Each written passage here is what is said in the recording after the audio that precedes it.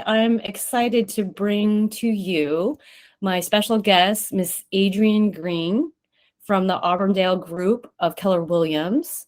And she is the leader of a great team over there and is actually based in Chattanooga, Tennessee. So this is our actual third episode of the work-life balance equation. And we are going to really dig in to find out what her personal experience is, how she manages and juggles it all. She's also a mom, a wife of 3 young kids, all under the age of 7, right? Yes. A 3, 5, and 7-year-old, 2.5, sorry. And so she's got a lot on her plate. And so I'm super excited to have her join us today. So welcome, Adrienne. Thank you, Gilda. It's an honor to be here. I'm happy to share whatever wisdom I have and help others. Awesome.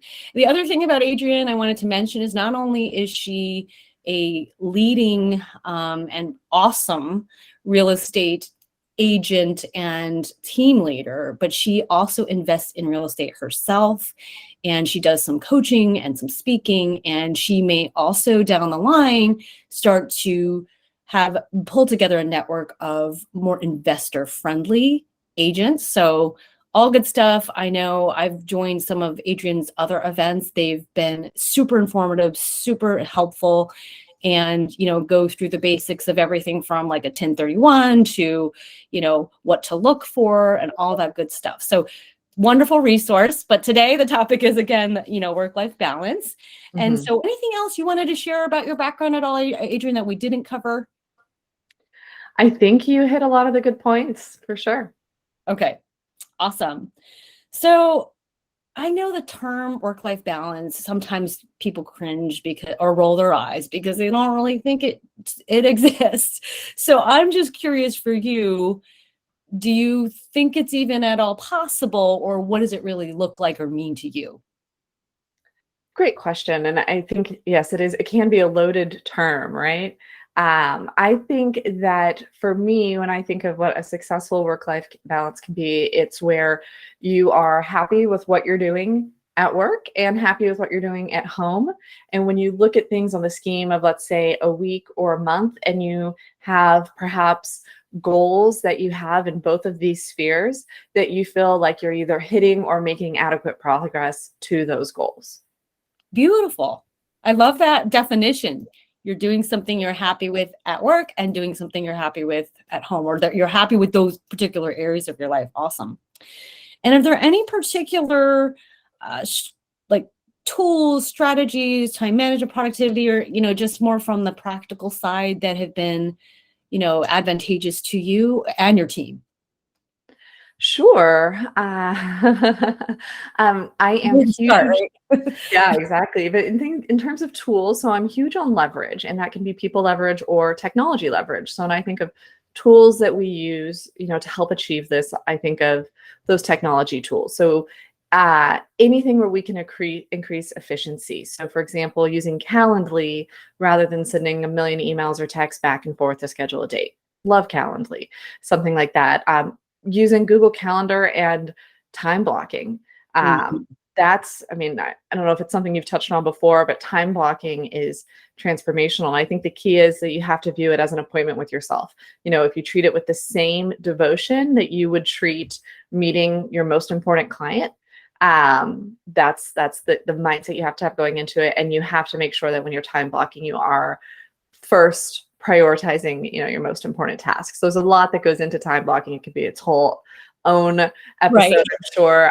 But I think using a calendar tool like Google Calendar or iCalendar, whatever the Apple version is, and that would be the first 2 quick things that come to mind in terms of tools. Awesome. Yeah, no, that's a great one. I guess for people who, and I don't know if you've always sort of thought about leverage, of people and of systems, but for folks that are maybe not quite ready to embrace that idea, do you have any, whether it's a mindset shift or something that kind of, were you ever in a place where you maybe didn't have that leverage mindset yet, and what helped you shift over to be like, wait a second, I can actually hire people for this. A lot of Right. people say, I don't have a budget for that, or I'm too busy for that. So what Right. would you say to those folks? That's a great question because I can definitely relate to that. I was not of the leverage mindset until like 2020. And Oh, so okay. I was like, I mean, I was a solo agent until that time. So I wasn't leveraging anything like that. And I was very much like, and I think also, Jilda, I bet a lot of your listeners would relate to if you're a very highly capable person and Yes. if you're a doer person, if you're somebody who's like, I can just do it, then you're often not somebody naturally inclined to use leverage. You're like, I can just do it myself. And then, but the challenge is you only have 24 hours in a day. And Right. so, if you're going to do A, B, C, all the way through to Z, then your time's going to run out before you get to Z, right? And so what made that shift for me to more of a leverage mindset was really a friend of mine who was a business coach, and working with her and her kind of saying, doing that thought experiment of what's the worst that would happen if someone else did this, right? Is this something that you could train someone else to do, 80% as well as you do it? That was her initial thought. And I'm like, and then would you be able, if you took off this task and someone else can do it for 80% as well as you can, and you could use that time to instead help more people or generate more income. So, I can pass off a task that is a low dollar value task to someone, and instead I can do another high dollar value task. That is an equation that makes sense in my head. And so that's what really started that shift to that leverage mindset for me, was kind of going through that and seeing first, when can I pass off a $10 an hour task so that Right. I have the time to do the $100 an hour task instead? Right. Yeah. That was one of the key components. And then the other key component, I think, in terms of that mindset shift, was realizing also, when can I pass off a task that I don't enjoy or that I'm not good at? So, when I was a solo agent, I was designing all of my own marketing stuff, right? Like if I was going to send out a postcard, I was designing it. If I was going to put on a social media post, I was designing it. And yes, there are tools for that. There are things that help.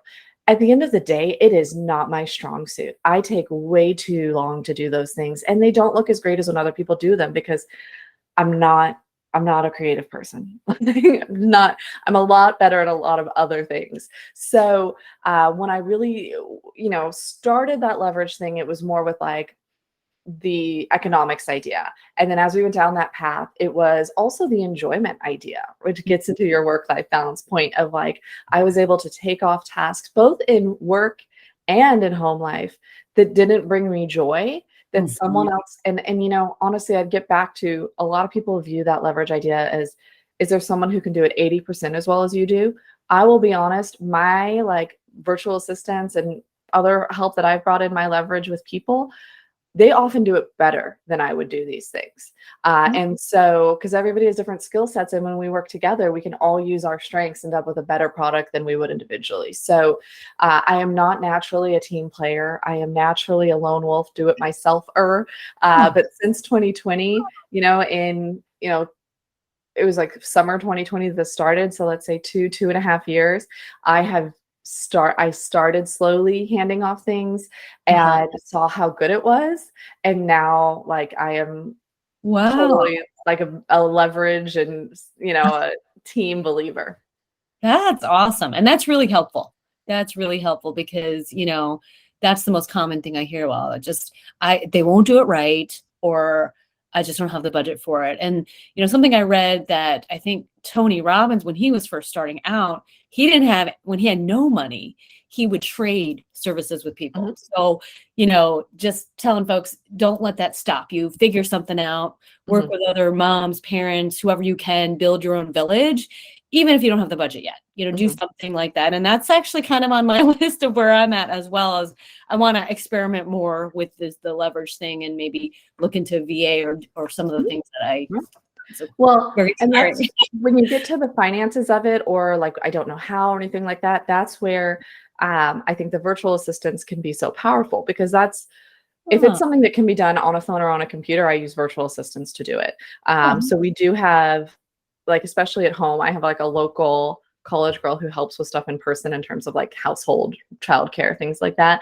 In terms of work, if it can be done on a computer, well, even at home, if it can be done on a computer over the phone, we have virtual assistants to do it. So we have virtual assistants who help a lot with our investment property stuff, like our QuickBooks, our accounting.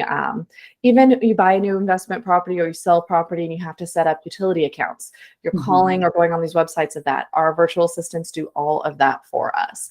So anything that does not take our innate knowledge in our head that we can't pass on and can be done on a computer or a phone, our virtual assistants do it. And so I think that gets to the cost part of it, because they're a lot more affordable than American wages often are. For somebody who's college educated, speaks English well, everything like that. It often, I mean, a college educated person who lives in the US, you're going to start at what, minimum $25 an hour, right? And we can get virtual assistants for a lot less than that and have a similar quality of education. And then the other thing with that is like, I remember when I heard my first virtual assistant, I thought, this is how much I'm going to pay them for a month. It was a leap of faith. It totally was a leap of faith. The amazing thing is, like, now I'm here on the other side of it, and I'm like, it was 100% worth it. Like, they are what allowed my business to grow to the state that it did and allowed me to start a team. Wow. And do you usually go to like Fiverr or Upwork for finding your VAs? So I hire, rather than using like batch job, like Fiverr or Upwork, I was going through online jobs to hire somebody as like a full-time part-time 20 hours or full-time 40 hours a week. There was a learning curve to that, figuring out how to pay them, figuring out because they're often, like, we work with Filipino culture, figuring out, how to interview them, what to look for. So then actually, based on all that, my husband started a virtual staffing company called Workergenics, where he kind of bridges that gap for small business owners. And he kind of says, okay, what are you looking for? We're going to find them. We're going to like oversee and help you train them. We're going to make sure and oversee that they write systems and procedures and things like that, so that if they're out sick, we can have another admin step in and help you and things like that. Fantastic. Okay. I might be calling your husband then. Okay, perfect. But it's something that like it came very organically, because we were using virtual assistants with our own stuff, and it's just something that like we can be true believers in. And so he kind of was like, here's something I can use to help the small business community. Perfect. And Adrienne, I just wanted to go back earlier. You had mentioned that there's certain things you have in mind when that will make up your happy at work sort of framework, and then same with that home. So I'm sure that also was a process or an experimentation that kind of evolved. But for you, what helps keep you grounded in making sure you're on track with those different areas of your life? What is it like? What does that look like? And maybe help us learn, like, kind of, if there's certain criteria you have that, all right, that, I know for me, like, I have different, like, those areas, and I have like a habit tracker that tries to keep me sort of on track, but it's easy to get into so many other distractions things. So I'm just curious what that, well, I think if somebody was starting off and they were overwhelmed with work-life balance, what I would say first is reevaluate all the things you think you have to do and say, do I really have to do this? Because so many people have this idea of all these things that they should do because it's what has always been done, or it's what their family said they need to do, or it's what they see on TV. And I think years and years ago, when we actually started doing and following like real strict financial budgets, that kind of leads to the mentality of there's only a finite amount. And so you have to prioritize. And so that's where I would say, going back and reevaluating and saying there's only a finite amount of time. And first, rather than, and say, what do I absolutely love? What, in kind of like the Marie Kondo tidying up mentality of like, what brings me joy? And she does it in terms of, belongings in your house a lot. I would say applying that same questioning and that same kind of evaluation that Marie Kondo does to a house to clear it of all the junk is what you kind of need to do with your life and your actions and your activities is, what really do we need to do and what's just clutter. So, similar along the lines of the 80-20 rule, right? What's that 20% that really moves the needle versus the other 80% that's just stuff. So that, I think, was our like first step in just saying, what really do we care about? And like for us, we care about eating well, like eating clean food. So we create a system or have habits or structures to where we're not ever eating, or not ever, but like we're rarely eating fast food or having to eat out because we have to, right? We're eating out because we choose to. So that was something that's important to us. So we do things like meal prepping on Sundays and like making sure we order groceries for delivery. And that way we're not making impulse purchases in the store. I mean, that's not the reason we do delivery. It's because I don't want to take the time to go shopping. But so that would be another tech tool as well. We definitely use grocery delivery, but we don't make impulse purchases and bring junk into the house because we're not walking down the aisles of the store. So that was important to us, and it was something that we were going to make time for, versus something that might be important to other people was not going to be on my top 5 list. Okay, that's really helpful. Yeah. And are there any particular other kinds of mindsets that help you, stay in a balanced zone? Well, I think, you mentioned a habit tracker, and we definitely, I like the 12-week year in terms of tracking key activities. So the 12-week year is a book. I think they also make their own planner. I do not use that. I just kind of do my own one, but it gives a nice structure. Because instead of making plans for a year, you make plans for a quarter. And and then every week you evaluate. So what we do, like, and I do it with my team, actually, we all do it together. And the way we've set it up is we set up like our 4 key areas of, like business, personal development, personal life, things like that. And we create goals. We say a big goal for each of these 4 areas. And then within that big goal, we say, okay, well, what's going to help us get to that big goal in 12 weeks? And so then we track, and you track every week. You give yourself a scale on every sub goal on a scale of 10. So it's very quantifiable, which I love. And then a key part of the 12-week year is a weekly accountability meeting. So because my team does the 12-week year and our team meetings every week, because it's very quantifiable, we can give our score. And so like your score is an 85. And so there's that accountability of sharing your score. And then what we do as a team is we always say, here's something that I'm doing really well. And here's what I, kind of suffered last week and that I need to work on more this week. The other really important part of the mindset that I have that's from the 12-week year, and that I think especially more intense doer personalities like me need to keep in mind, is on the 12-week year, they say 80%. If you have 80% achievement, that's winning. Like that's good. And so like, because not everything is going to be 100% every week, and that's okay.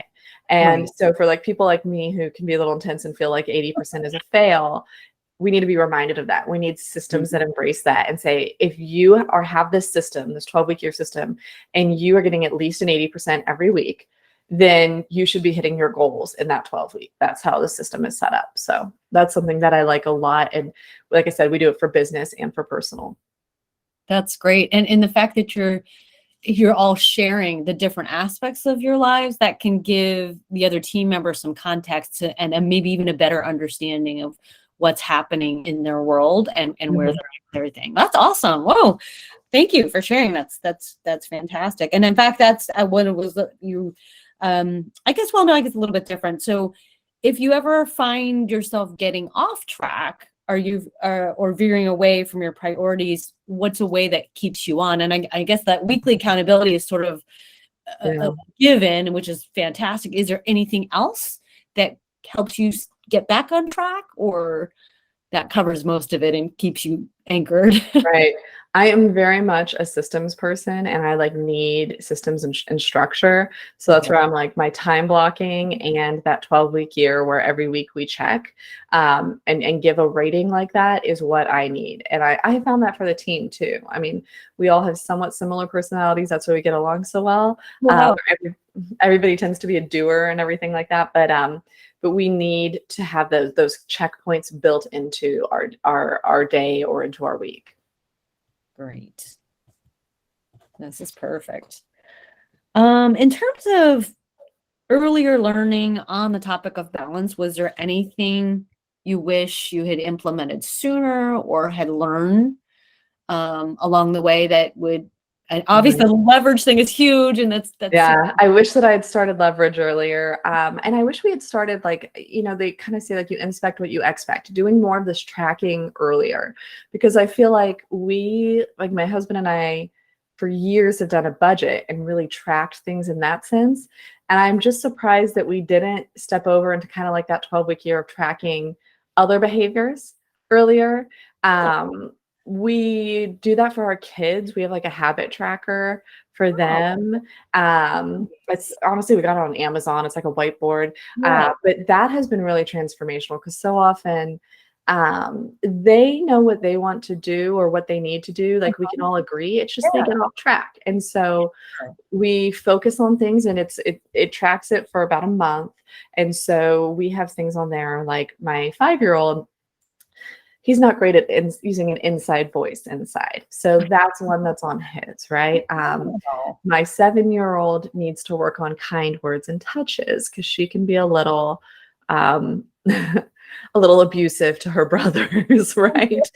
So as oldest siblings can be. And so we track all of those. And then they always choose at the beginning of the month a goal that or a prize that they'll get. Sometimes they get the same one. Sometimes they get different ones. And we've had to adapt and our kids are young. So this is not like super militant. So let's say that my daughter doesn't use kind words and touches one day. We check it off if they do it. And if they don't get the check mark. If she does it the next day, we retroactively give her a check mark for both days, because otherwise, let's say she forgets it on day 2. She's like, well, I'm not getting my prize. So she gives up. Okay. So other people could say you could also implement that 80% rule there, right? As long as you do it 80%, you're good. We just retroactively, as long as she does it like the next day or, she's a couple days to make it up. Things like that, I think are really helpful, and just to also raise their awareness. So I think that tracking is important. The other key part of that is not doing too much, right? Because you can't, like, willpower is finite. That's a very important concept that I wish I had learned earlier. And kind of like also, I don't know if you've read like Gary Keller's The One Thing. It's, that I think principle as well. So like with the kids, we really only have 2 to 3 behaviors or things that we're tracking at any time. And that way they can really focus on those 2 to 3 for that month. And that's like that's probably all the willpower that they can do right then. And that's okay. And we'll actually move the needle more by focusing on those few key behaviors or actions.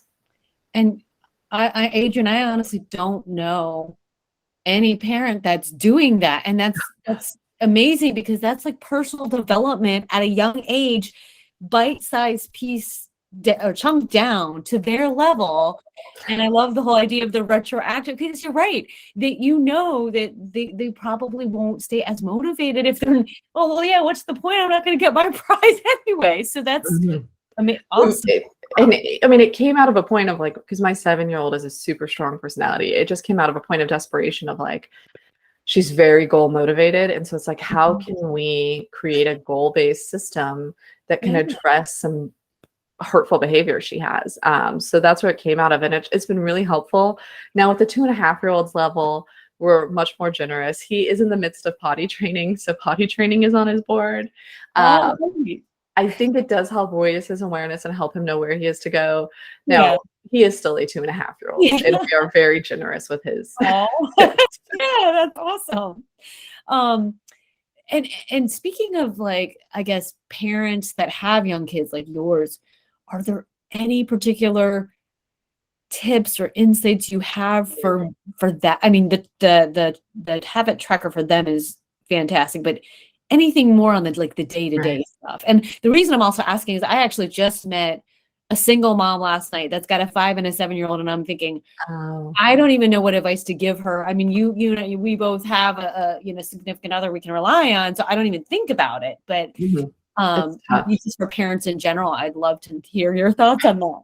And I will say, like, it's tough, and I feel like we didn't realize how both, like, I am one of two, and my sister's 15 years apart from me, so I didn't know what it would be like. And I was like, I mean, I was a pretty easy kid, and now I have three young children, close in age, two of whom are like extroverts, so they're like always going, and it's a lot. And so the the habit tracker helps. The other thing I would say is, again, realizing your priorities and not feeling like you have to do everything. So, like, this might be heresy to some people.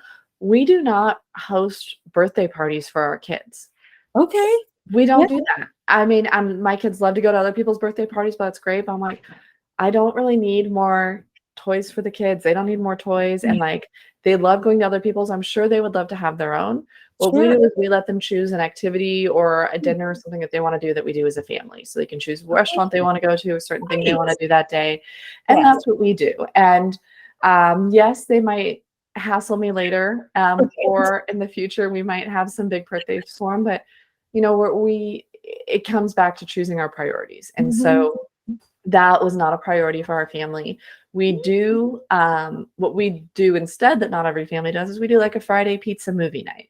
So we have some structure and something where Friday's going to be an easy night. Sometimes we have pizza at home, sometimes we go out, and then they get to watch a movie. And so that's like a tradition or something that we have done that honestly it's easy for my husband and I. Like, it's super easy for us to do, and it's something the kids really enjoy. So I would say, you know, not feeling like you have to do everything, choosing what's important for you. The activities can be tough, like the after school activities. Yeah. We had a period this fall where we had something like 5 nights a week, and it was insane.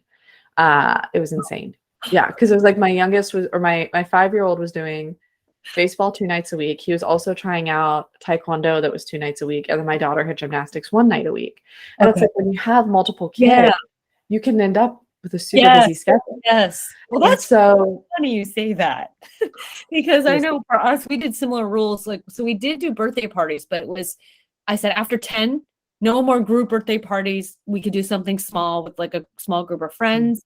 And on the activity side, what we did is I said no more than one activity per child per season. yep, Period. So that's great. great. Yeah. Because I was dying, and like my husband and I are not super sporty Right. people, and so we were not raised like going to practice every night or something. Okay. So again, it's not like our normal. So when my 5-year-old was like, I'm not enjoying taekwondo, I don't want, because she was doing like an intro, like 6-week program or something. I was like, sounds great. We don't have to do it anymore. Great. But he loves baseball. So we do baseball every fall and every spring. And I guess, yeah, and we try to also, like, their school does activities. Like, my daughter does her piano lessons at her school. So Oh, thinking about what they could do within their school so right. they're not having to Right. drive them somewhere else, so Right. that, you know, you're not having to have that whole extra activity. Mhm. But also, yeah, just not feeling pressure that they have to do everything. They Yeah. don't have to do everything. And Uh-huh. it's okay to get other help. That would be my other key thing Okay. Yes. with that. I mean, it's okay to have a babysitter or a housekeeper or something like that. Okay. And it is possible to get that at an affordable price point by adapting what you do. And so, like, we Mhm. have someone, and it took a while to find this person, but now we have somebody who twice a week comes, just does the laundry, runs the dishwasher and unloads it, preps Nice. dinner, and then goes and gets the two older ones from school and brings them home and, Really? like, watches them until that. And so Oh, that is it's fabulous. it Really? took a while to find a college student who could do it, because we are thankful we have a college here in town. Yeah.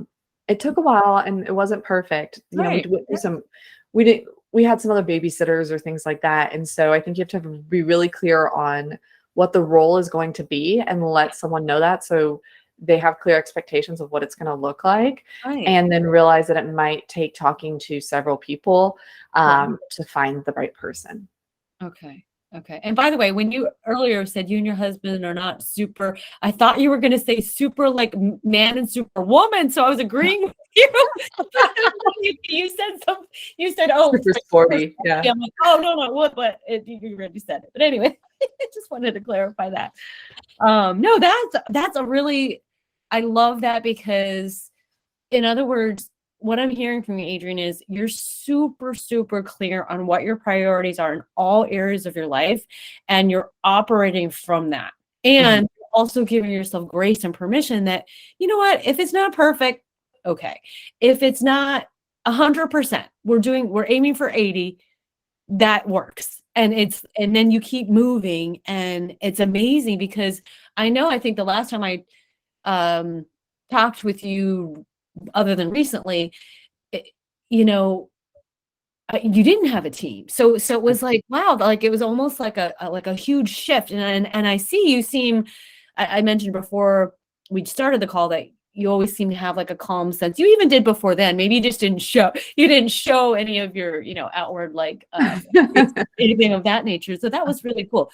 But the one thing I was curious about, because you mentioned it a few times that, you know, not necessarily taking on too much, like what Gary Keller mentioned of the one thing, which is great.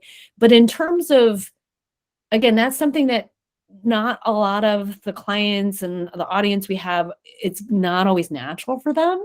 So Mhm. was there anything there that helped you be able to, maybe it's more in the grace category of like give yourself permission, like, okay, all of a sudden stuff creeps in, and Right. as you mentioned, it sort of clutters your life, and if you're not intentional about what those priorities are and really sticking with it, Mhm. it's easy to get, sucked in and overwhelmed and all of that. So Right.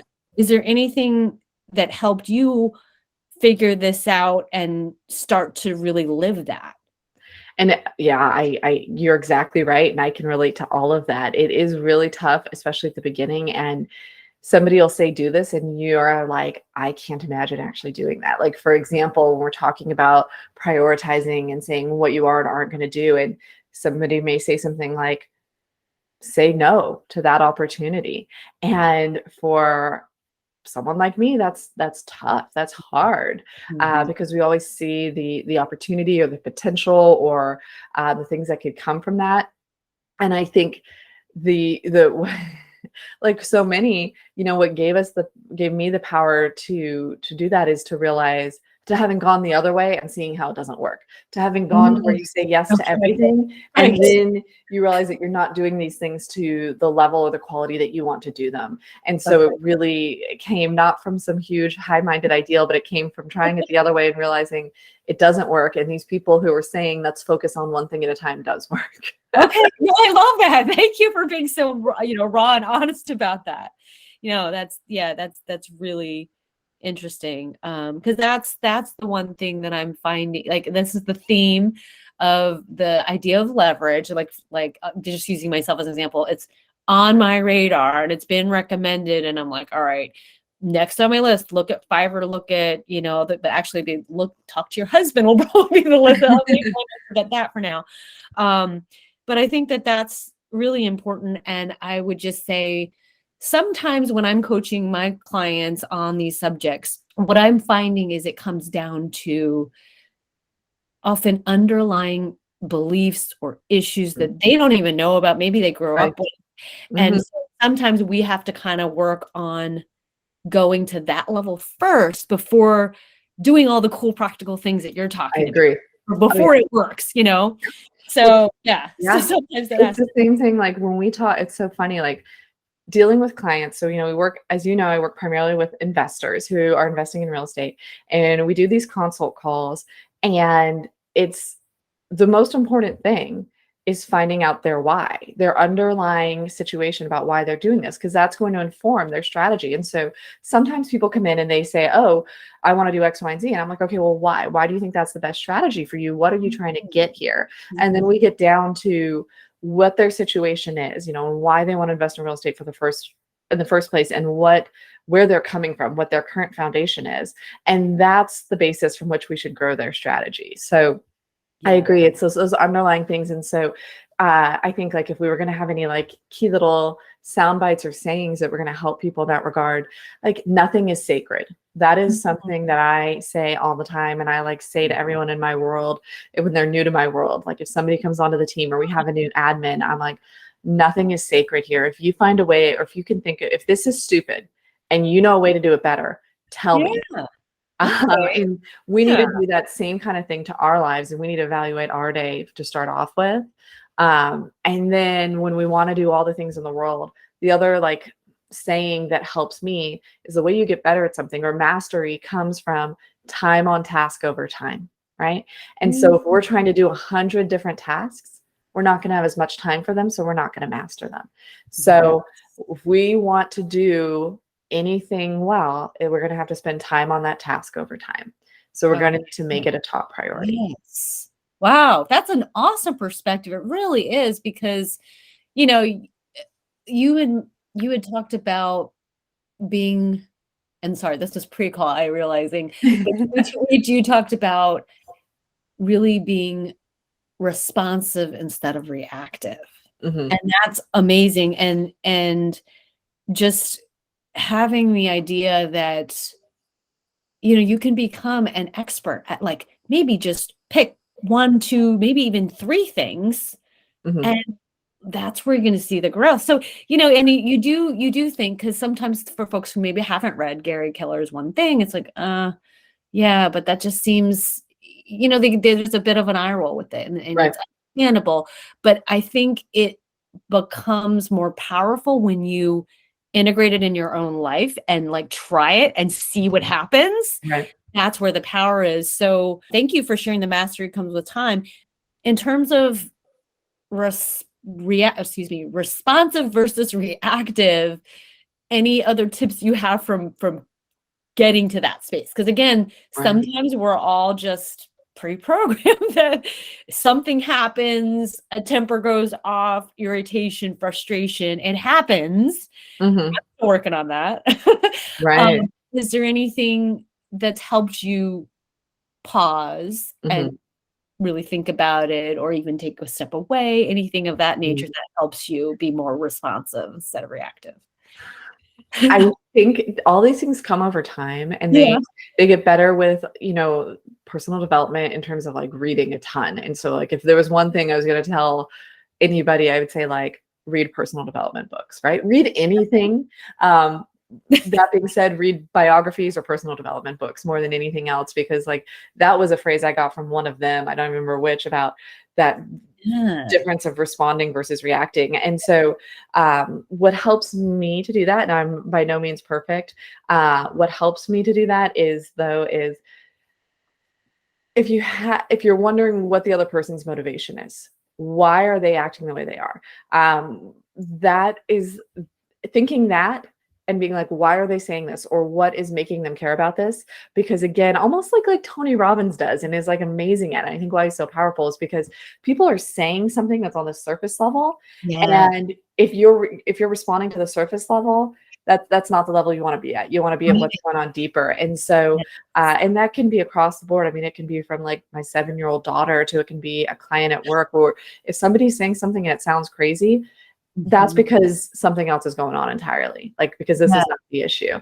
And that just comes, I think, from dealing with people a lot and having had this come up a lot, and having a situation, like an agent on my team will be like, we had a really clean inspection report, and yet this buyer wants to walk away. And I'm like, that's because it has Mhm. nothing, because either we haven't educated them enough on the situation and what's typical, or it has nothing to do with the inspection report. Mhm. It has to do with they're not ready, like psychologically, to make this purchase. It comes down to, I mean, there's nothing new. It's fear of Right. failure, right? It's fear of success. It's Mhm. all those Yeah. very typical baggage that people have. But I think thinking of that and thinking that, pairing that with the idea of people are generally responding or acting the best they can in a given situation. And if that's poorly, that's because they're not in a good place. And so let's address that and get them into that better place and address that underlying issue before we address the surface level issue. Yes.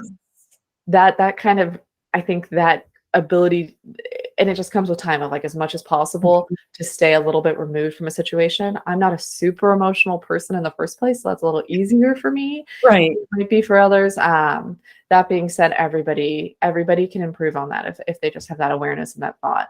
Yeah. And is that something you're working with your team on as well, or is that something only you do? Because to me, that sounds like honestly one of your superpowers, Adrienne, to have that, over experience time and kind of know and sense.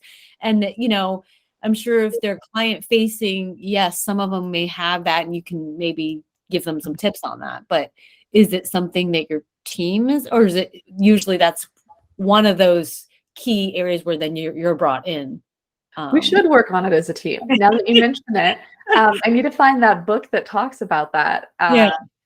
And I need to have them read it because if I remember correctly, it was a very short book, so it should be easy for them. But no, that would be good for them. I feel like it's key to anybody in a client service role is to always be thinking like, what's my client's underlying motivation and issue? What's the real issue here that we need to address? So I appreciate that, Gilda. It's something we should work on. No, it was a out of curiosity, but it's because it sounds like your superpower. And this is the funny thing is I find that people who don't even like it's a habitual thing that they do, they don't even realize it's their superpower. So like, wait a second. That's a really great talent you have. So that's fantastic. Yeah, and I know what you mean with the personal development. It's something that's always ongoing, and it, I think one of the reframes that have helped myself and my clients is really that, and you always kind of heard the adage that, life is all about learning lessons and like, what's your lesson? I remember my mom used to ask me that all the time, but I used to really be like, what?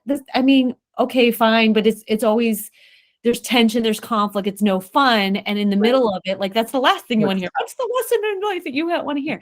But the funniest thing is, every time I now have some conflict or tension, number one, my husband has helped me reframe, this is great content, right? I'm like, yeah, okay, great. But it's still like not fun to do. Right. But it's funny that when you journal about it and things come out of it, and then like just happens to be one particular book I'm reading, that exact passage is exactly what I needed to deal with whatever the situation is. And it's just, in other words, the bottom line is it's a work in progress. So some of the things that are coming very naturally to you, like you're like, yeah, well, it's because I study personal development. And then, it's over your experience. So just for everybody listening, even if you don't study this stuff, that's okay. Just one thing, if you're learning one thing out of one situation, that's what matters. And then the interesting, ironic thing is if you see a similar conflict come up and it's a similar theme, then the message is you haven't learned that lesson yet. Yes. So just go back and try something new. So yeah. I agree completely. You do touch on some of the stuff that we do. And so, yeah, like one of the daily journaling that I have is, what are the lessons you learned from yesterday, which pretty much means where were the failures, right? Yeah.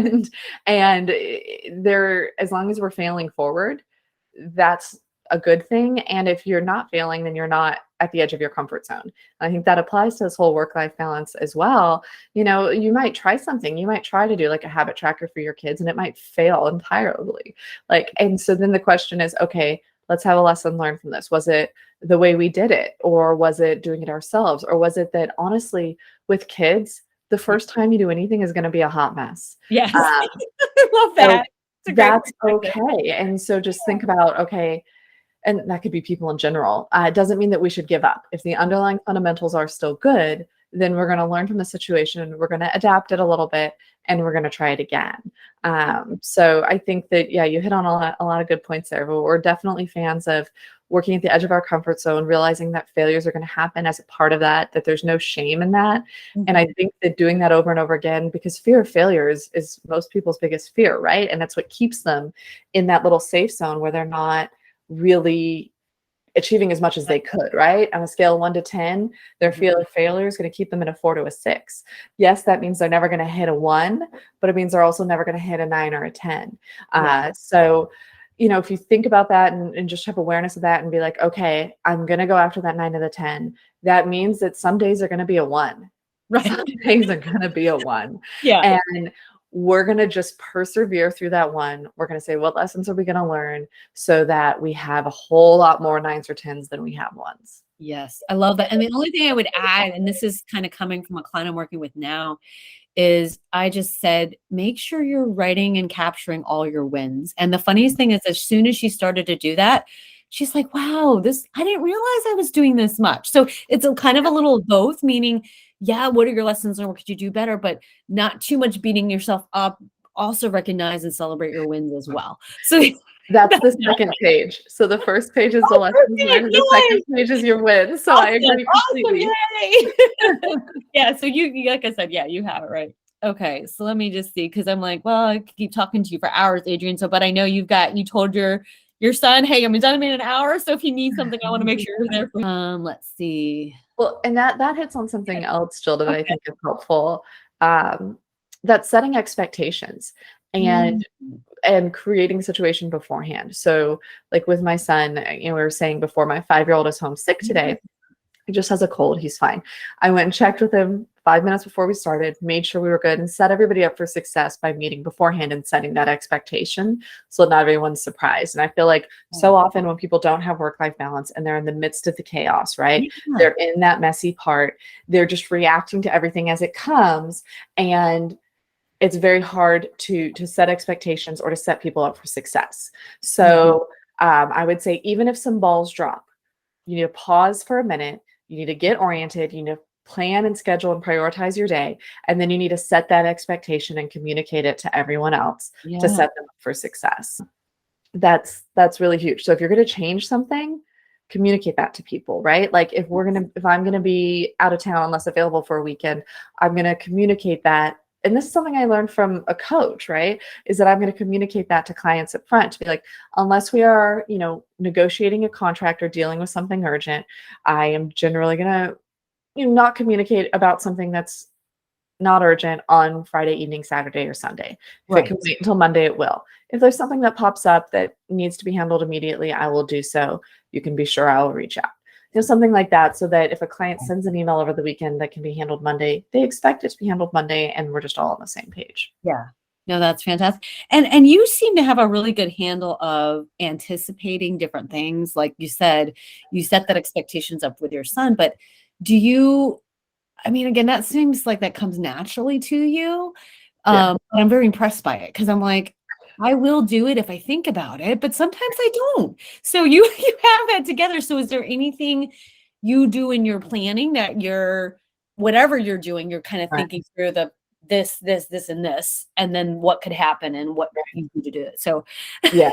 I think I've always been somebody, like you might joke, is always planning like 2 standard deviations from the norm, right? Like what's the worst that could happen in the situation? What's the best that could happen? I was a high school math teacher before. So I think that I learned really that probably helped me anticipate how could this go wrong, because it will. However, this could be screwed up, I guarantee my high schoolers will find a way to do it. And so we try to foolproof things like that as much as possible. That's been something that I've done for a long time. Oh, I love that. I love that. Okay, so I'll probably, because I want to be cognizant of your time. So I do want to do the lightning round, but there is one thing I wanted to ask, if you don't mind. Sure. Let's see what we can knock out. One was, I noticed that you and your husband are really good at, I don't know how to phrase this correctly, but it's almost like you've set your priorities. You're almost empowered in whatever decision you've made. Like, for example, with the birthday parties, it's like, well, this is what we're going to do. And, maybe it's something that the money you'd be using and the time you'd be doing for that, you guys do a different kind of family vacation that's, or an extra weekend trip for the family that maybe other families don't have. And that's more meaningful to the whole family, something like that. But is there, in terms of the stepping into that power, so to speak, meaning like once the decision is made, you're not really wavering in that. And I'm finding that's an area that clients struggle with. Like they're not speaking up, or it's in development, and Right. it's like once that decision is made and just sticking with it and kind of owning it. Do Mhm. you like, so do you like, I'm like, she's got this. How are you doing that? Like, Um, that helps no, yeah, you. no, it's a good point because I'm sure that like some of our family members definitely criticize our decisions behind our backs, right? I'm sure, and like we get a little of it to our faces. Um, just whatever, because no matter what decision you make, everybody in your family is going to have an opinion, right? Whether you choose to be a stay-at-home parent, whether you choose to be a working parent, whether you choose to have birthday parties, whether you choose to celebrate Christmas or New Year's or Thanksgiving certain ways, family members are all going to have opinions, and that I think leads to a lot of that second guessing, right? For me, part of we probably overanalyze these decisions too much, and so they're not made from an emotional standpoint, right? They're made from a very practical or analytical standpoint, and so I think that's helps what gives us so much confidence in these decisions is because we have put so much thought into them and into how they've been made, and and we realize the trade-offs. That's the other thing is like we've thought about like kind of what you said, well, what's the other option? And so Mhm. like to your point, yeah, we don't do these birthday parties. We often will do trips. Now that the kids are older and like getting into real school, we're doing less trips, or we're gonna have to plan around breaks. But last year, for example, we went for my daughter's birthday, we went to Costa Rica. It worked out well. We were thinking about the trip. And we're like, let's do it with her birthday because her birthday's November. We can use Thanksgiving break and add on to it. And so it was like for her birthday, she got a trip to Costa Rica. I think that's a whole lot cooler than a birthday party with Yes. the friends. Oh, for Uh, sure. That's amazing. and Yeah. like our kids ask all the time that they want to go back there. Now, I will also say, in full transparency, that trip was really rough because the kids were 1.5, Okay. 4, and 6 Oh, at the goodness. time. Wow. So, especially the 1.5-year-old, it was tough with time changes and he doesn't like to sleep. But that being said, it made such an impression on the kids. And so realizing if we do something else, what's going to drop? That might be a question or a guiding thing of, Yeah. if we do this, what are going to be the benefits? And if we do option B or plan B instead, what are going to be the benefits or the drawbacks of that? And then that allows you to be really comfortable in your situation. And even if family members come together or come up and say, well, why are you doing that? That doesn't seem Yeah. like the best choice. I'll be like, well, like you didn't give them a birthday party. I can say, you're right. They don't get birthday parties with their friends. They get to go to their friends' birthday parties, which they love. Okay. And Yeah. in exchange, we trips. And Yeah. so that's kind of the trade-off that we've had. And we can tell the kids that too. If they're like, we don't get birthday Yeah. parties, I was like, you're right. You don't get a birthday party. You got to go to Costa Rica and see monkeys. Right. How Would awesome. you rather have it be the other way around? And we do listen to the kids. And if they do feel strongly about things, we will adapt things. Oh, We just always talk through with them that same kind of like pros and cons, cost benefit. nice. Oh, your kids are gonna be like amazing, like with the personal development this early and then talking through like that. Oh, that's amazing. I Wow. hope so. You're gonna We'll see. create It's a mini. pretty intense household for them, I will say. So I hope they get to, they still get to be kids sometimes for sure. Oh, yeah. No, no. And it sounds like you've got some fun in there with Costa Rica and they, getting to do all their activities and oh, for sure. For sure.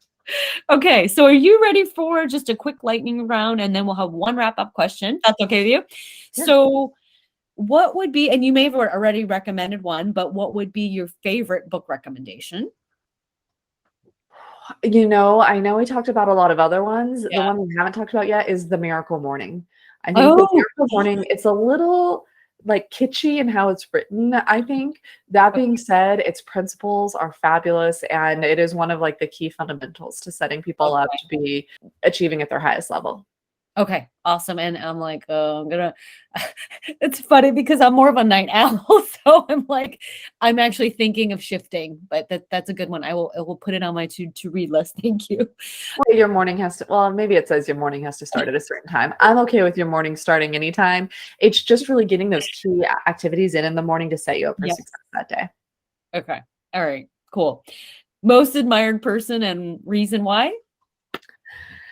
Um, I didn't think about this ahead of time. I kind of feel like Lucille Ball is pretty Oh, cool. yeah. If I was going to throw someone off at the top of my head, I would like be torn between her and Barbara Corcoran. But Okay. Lucille Ball, she was such she achieved so much for women in her industry in her at her time, and she really had to deal with that work-life balance, right? Like being so high achieving at work and still having to deal with family and family issues and her son and everything like that, and doing it all with such character, you know. Yeah. And she's the I Love Lucy, Mhm. right? Yeah. Yeah. Uh-huh. Okay. Because I didn't know much about her background other than I Love Lucy. Okay. That's Yeah, you'll have to check it out. Like she was one of the first women to be like a producer, things like that. Like she was able oh, to really wow. achieve a lot more than the average woman did in Hollywood That's at the time. fantastic. And Okay. she also had a very unhappy marriage and other things that she had to deal with. And I mean, with Desi Arnaz, like her husband in that Yeah. movie or in that show. So Yeah. uh, lots of Interesting. challenges, just like a lot of character development there. And just to see like these people, these Hollywood celebrities that had like legit issues and persevered and succeeded. Okay, cool. And then this last lightning round question, and then the wrap up question will be advice you wish you could give your younger self. And that could be in any category. It doesn't have to be work life balance, just anything in general. Um, you know, for the other people out here who are thinking of work-life balance with young kids, I know there was a period when our kids were really young that I really wasn't reading that much because I know we talked about reading a little bit, but because you're just like you're Yeah. toasted with kids. I know. And the other thing is I really didn't part of it was just being busy with kids and part of it was not really embracing audiobooks as much as I should have at that time. Okay. And so if I was going to give any wisdom to my younger self, it would be like, do whatever you have to do to be reading, whether it's Oh, yeah. fiction, nonfiction, whether it's an audiobook, whether it's a physical book. It doesn't have to be any sort of type of book, but it's just that aspect of getting out of your own world and mind and getting wisdom from someone else, which can come through any of those methods. So I just think Yeah. reading is one of those foundational things to learn and grow. Beautiful. Beautiful. Okay. So, final question of the day, Adrienne, is there anything else in terms of resources, tools, mindset that have made the biggest difference for you and your family on the work-life balance front? Right. I think we've gone through a lot of them, Yeah. and I think Yeah. it's one of those things where it doesn't so often people get caught up in like I think a lot of people like me or like you, these high achieving doers, they get caught up in like, well, I want to do the ideal path, right? And the Mhm. truth is, you just got to choose one of them and go with it, right? So Right. choose one book or one resource here, something that you could implement or start this week or this day, even would be the best thing, Yeah. and make some progress. That's what I would say. And then just kind of see where it goes from there. Beautiful. Thank you, Adrienne. This was fabulous. You are a wealth of information, experience, wisdom, everything. And I'm so grateful that you came on and really shared, your experiences and all these amazing gems. So thank you so much. And share with us, Adrienne, where can people find you? Sure. So for my real estate team, we are the Auburndale Group with Keller Williams in Chattanooga, Tennessee. So if you go to auburndale.group.com or search for Auburndale Group on Facebook or Instagram, you'll find all of us there. I also have adriennegreen.com is my website that kind of talks about all my endeavors, including the public speaking, coaching, long distance real estate investing resources, things like that. So that is adriennegreen.com. And I also have a YouTube channel. If you searched Adrienne Green on YouTube as well. Awesome. Yeah. And I'm going to link everything in the description below with all of Adrienne's contact information as well. And guys, remember to look at the other resources that we offer as well, like your free guide on how to focus on your priorities and your daily happiness formula, kind of what Adrienne and I were talking about, your wins and lessons learned, those kinds of things. So, Mhm. and it's a one pager. So definitely grab some of those. And thank you all for joining us. And we will see you on the next episode of the Work-Life Balance Equation.